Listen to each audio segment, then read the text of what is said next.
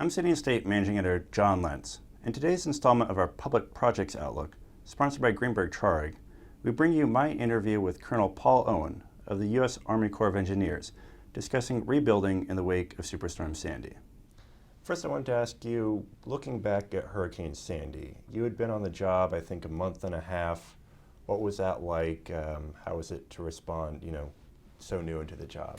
Well, I was certainly dependent on a lot of the experts we have in the New York district. So being new, certainly you're learning at that. I'm still learning my job at that point. So, but fortunately, I had some experience with Hurricane Katrina. I was part of the Corps of Engineers response to Hurricane Katrina after that happened. So I had a lot of experience to draw on in terms of putting that towards a response to Hurricane Sandy too. So lots of lessons learned from that one.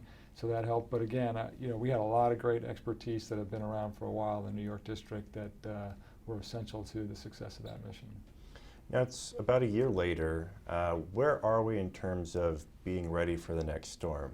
I mean, obviously there have been a lot of studies, a lot of research, a lot of debate about what should be done, what might be done. It seems like a lot of that has to be fleshed out yet.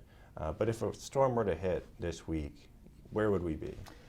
Well, there's still vulnerabilities out there. I think we are probably less prepared than we were on October 28th last year before the storm hit, but we are more prepared than certainly we were after the storm.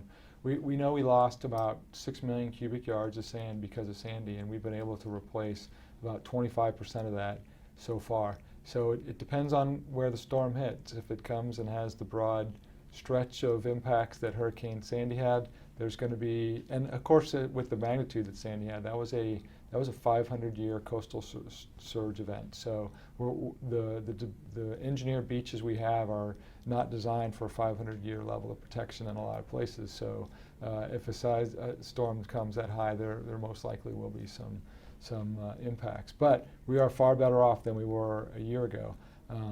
So that's the good news. The not so good news is that we're still vulnerable, and people need to understand that and realize that and be aware. We've had a very calm storm season this year, thank goodness.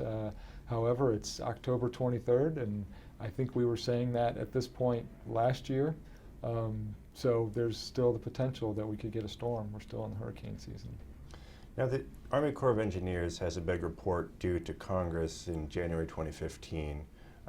Governor Cuomo's office has put out reports. The city put out a big report here in New York City. When will we have a clear roadmap forward for the long term? Well, I think that path is being defined as we take a step down it every day. We get a little more clarity on the way ahead. So certainly coordinating all these different reports, whether it's the Housing and Urban Development, the Sandy Task Force that they're doing, the state's reports, the city's reports, the Corps of Engineers reports. So I think that's all going to develop into a picture. Probably going to take a couple of years for that to develop for the real long-term solution. And we're not just standing by idly while we're waiting for that solution to develop. We are repairing and restoring the projects that were damaged by Sandy to their design conditions. We've got authorization underneath the Disaster Relief Appropriations Act to build the projects that were authorized but had not yet been constructed. So we do have a lot of work going on while we're trying to determine areas that were impacted by Sandy that did not have any authorized projects, and what the future storm's going to look like, and how we need to prepare the risk reduction measures to prevent damages.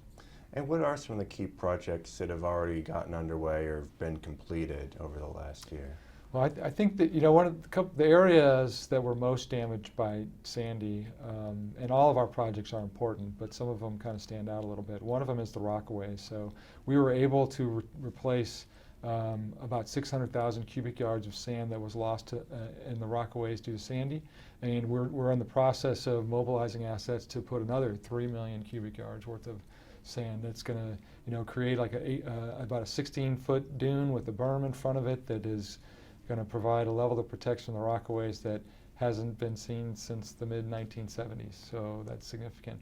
We've placed sand at Coney Island.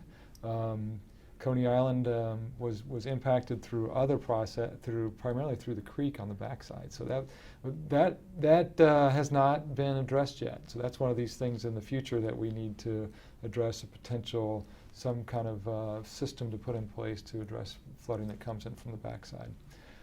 Staten Island was certainly very impacted. We were able to repair a pumping station there and a tide gate there that's going to have a small impact, but we have a much bigger plan for Staten Island as we move forward with seawalls and hard structures to prevent against future storms. Colonel, thanks for joining us today. Okay,